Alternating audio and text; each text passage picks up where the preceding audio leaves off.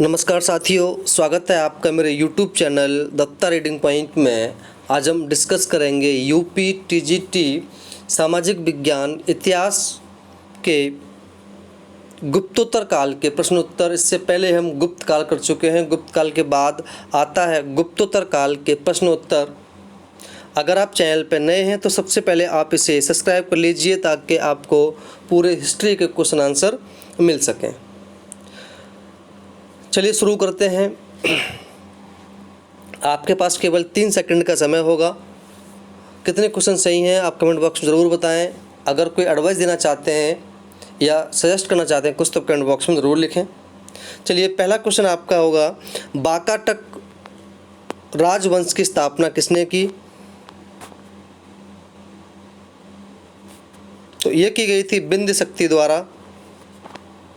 Practice set में हम इसकी व्याख्या करेंगे क्योंकि क्वेश्चन की संख्या ज़्यादा होने की वजह से टाइम ज़्यादा लग जाता है। किस वाकाटक नरेश ने 4 बार अश्वमेध यज्ञ किया?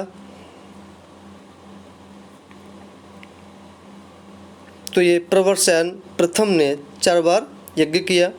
वाकाटकों के वसीम शाखा की स्थापना किसने की थी?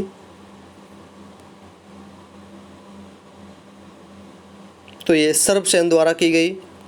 हरिविजय नामक प्राकृतिक काव्य ग्रंथ की रचना किस वाकाटक नरेश ने की? यह भी सर्वसेन द्वारा की गई थी। हर्ष थानेश्वर का राजा कब बना?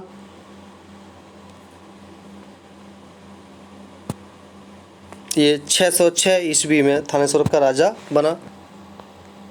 हर्ष की बहन राजश्री का विवाह किस राजवंश में हुआ था? ये मौखरी राजवंश में। हर्ष को किस और नाम से जाना जाता था?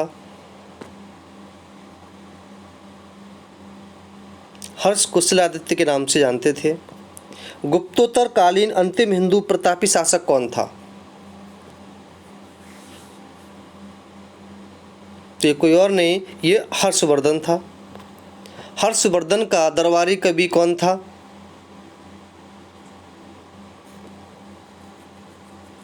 उसका दरबारी कवि बाणभट्ट हुआ करता था।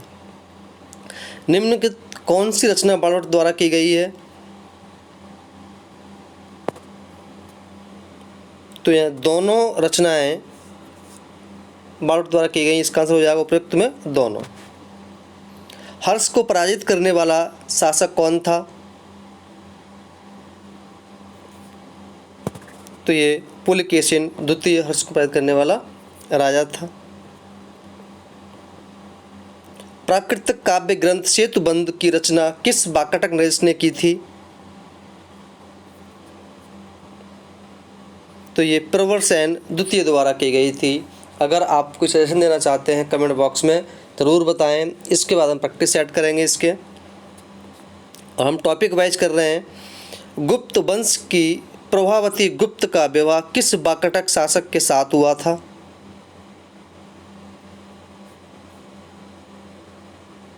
तो ये रुद्रसेन द्वितीय के साथ।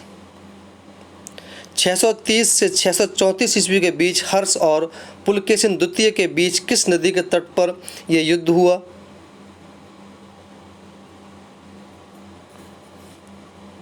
तो ये रेवा नदी की। हर्ष के समय भारत यात्रा पर आए बौद्ध यात्री हुएनसांग का प्रवास काल क्या था?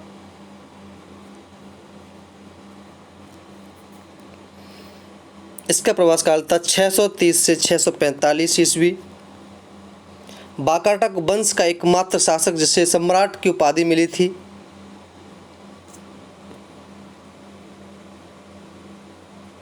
यह था प्रवरसेन प्रथम। हर्षवर्धन ने अपनी राजधानी थानेश्वर से कहाँ स्थानांतरित की?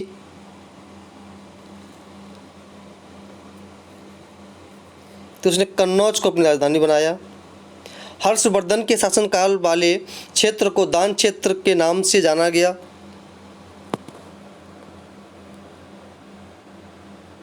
ये प्रयाग। महामोक्ष परिषद में किसकी पूजा की जाती थी?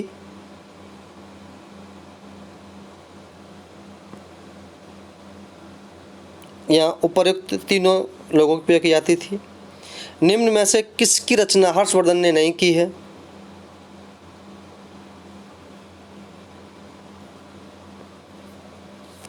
या हर्षचरित की रचना हर्षवर्धन ने नहीं की है।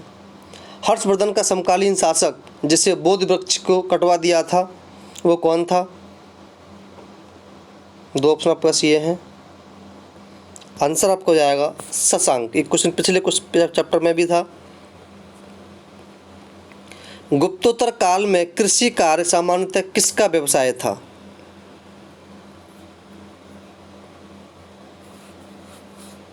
यहाँ दोनों लोग काम करते थे, शूद्र और वैश्य। उपरोक्त में सी आंसर हो जाएगा। सर्वप्रथम किस विदेशी यात्री ने कृषि कार्य को शूद्रों का व्यवसाय बताया?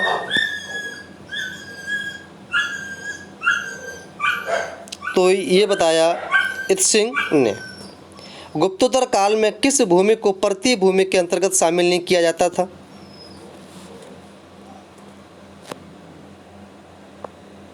क्षेत्र। दक्षिण भारत में सर्वाधिक भूमि अनुदान में प्राप्त हुई?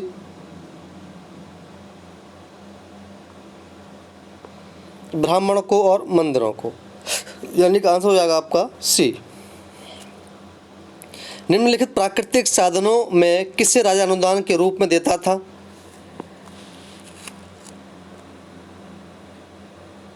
यहाँ आंसर हो जाएगा आपका ऑप्शन नंबर डी सभी।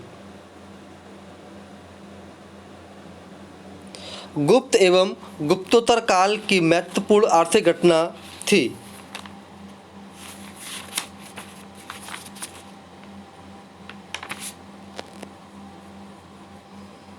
आंसर हो जाएगा आपका ऑप्शन नंबर ए भू व्यवस्था के सामान्यीकरण की प्रक्रिया। गुप्तोत्तर काल में धर्मनिरपेक्ष भूमि अनुदान प्रदान किया जाता था?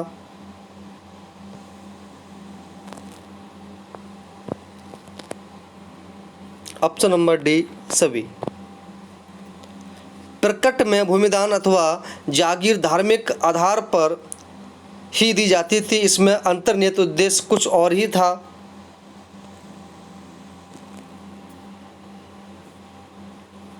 इसका उद्देश्य था ब्राह्मणों को खुश कर ईश्वर की कृपा प्राप्त करना। गुप्तोत्तर काल में सामंतवाद के उदय से जुड़ी विचारधारा का किस आधार पर खंडन किया जाता है?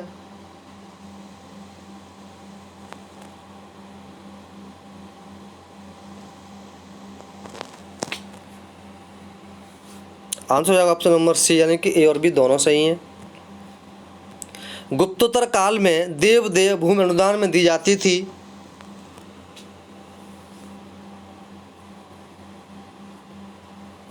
तो ये मंदिरों एवं बौद्ध मठों को दी जाती थी। निम्नलिखित किस ग्रंथ में भूमि अनुदान का अधिकार केवल राजा को दिया गया है?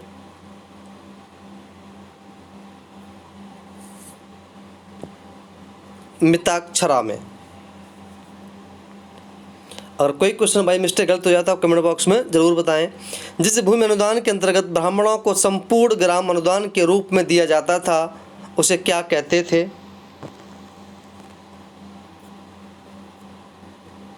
इसे ब्रह्मदेय के नाम से जानते थे। गुप्तोत्तर काल में राजा द्वारा प्रदान किए गए भूमि अनुदान से संबंधित आज्ञा पत्र को किस नाम से पुकारा जाता था? इसको शासन पत्र के नाम से जानते थे। गुप्तोत्तर कालीन किस ग्रंथों में भूमि व्यवस्था के बारे में जानकारी नहीं मिलती है? ये कादंबरी से नहीं मिलती है। दक्षिण भारत में सरकारी भूमि किराए या लगान पर दी जाती थी?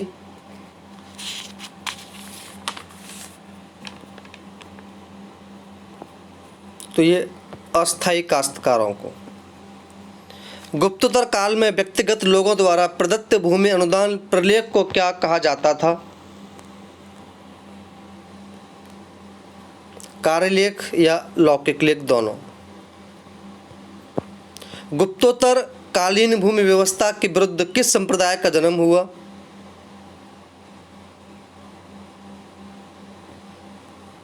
लिंगायत।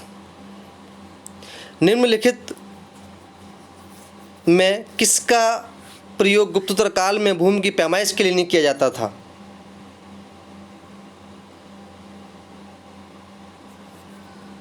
ये केदार। गुप्त एवं गुप्तोत्तर काल में अच्छनीवी शब्द का प्रयोग किया गया है।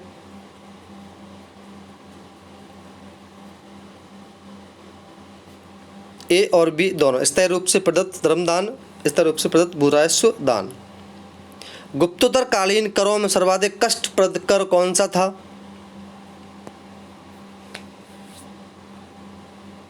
ये था बिस्टी। निम्न में कौन सा युग्म गलत है?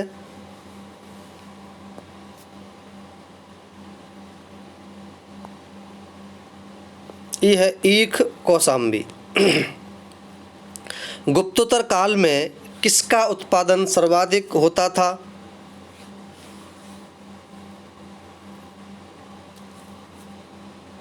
ये चावल का। गुप्तोत्तर काल में किस राज्य की ओर से कर की वसूली कौन करता था?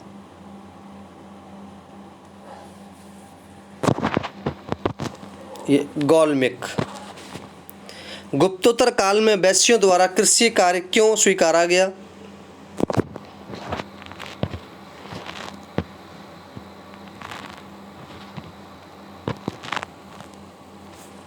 व्यापार एवं वाणिज्य के पतन के कारण।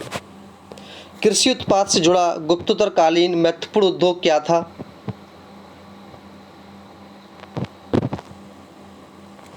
कपास धुनाई। गुप्तोत्तर काल में खालिक चक्र के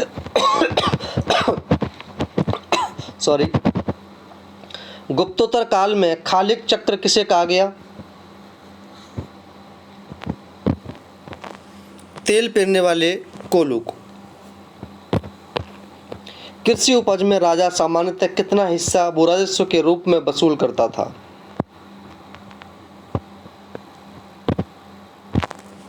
छठवें से 10वें भाग के बीच। निम्नलिखित युगों में कौन सा असत्य है?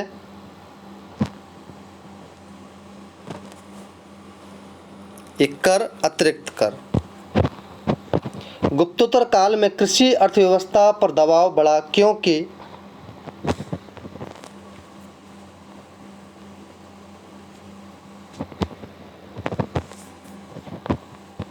यहाँ हो जाएगा उपयुक्त, सभी आप इसको रोक करके देख सकते हैं। गुप्तोत्तर काल में कुछ लोग करारोपण से पूर्णतः मुक्त थे। निम्नलिखित में से कौन इस विशेषाधिकार से वंचित था?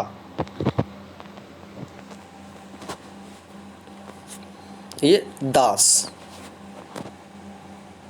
विष्ट शब्द का अर्थ है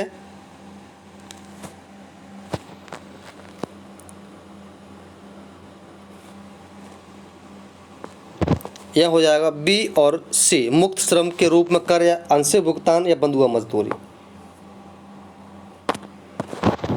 भूमि अनुदान प्राप्त करने वाले व्यक्तियों संस्थाओं का सर्वाधिक महत्वपूर्ण विशेषाधिकार था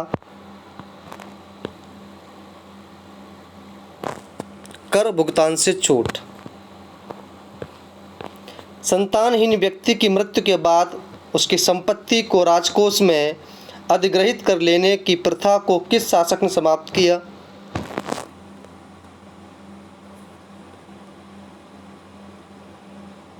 गुजरात के कुमारपाल। कृषि उत्पादन में राजा का अंश सामान्यतः क्या कहलाता था? ये भाग कहलाता था। मल्लकर और तुरुष्ट दंड क्या थे?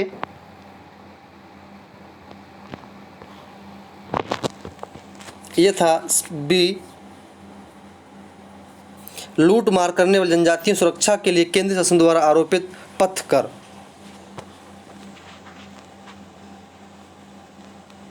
इस काल में सामान्यतः करारोपण का स्वरूप कैसा था?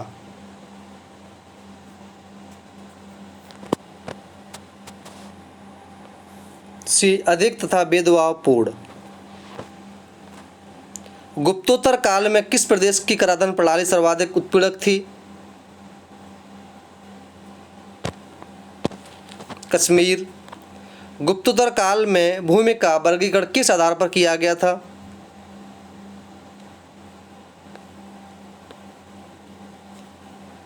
यानी कि सभी के आधार पर। इस काल में कृषकों की दुर्दशा का निम्नलिखित में से कौन सा कारण नहीं था?